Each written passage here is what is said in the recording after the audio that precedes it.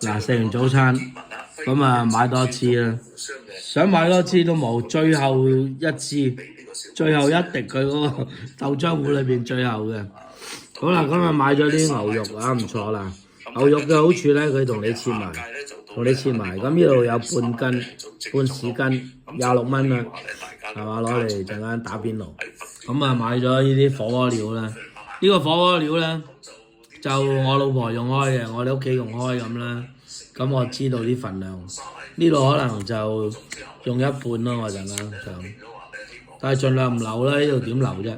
留咗一陣間唔知幾時翻嚟，係咪？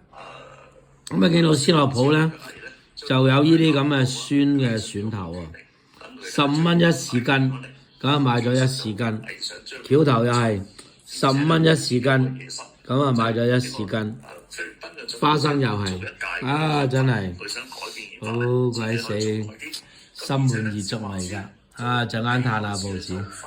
文匯呢張琴日嘅啫，我都未得閒睇，係嘛？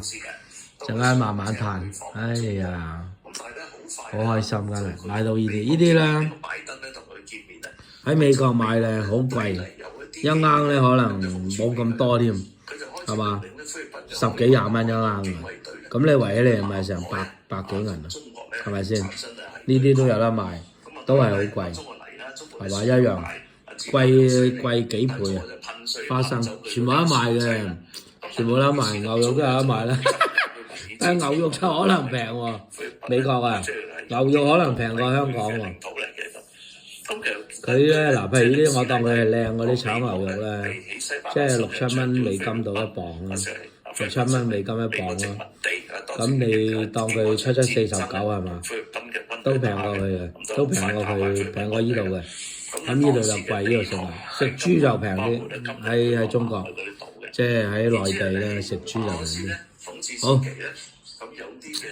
人哋話食呢啲有益啊嘛，所以買啲食下啦，係嘛？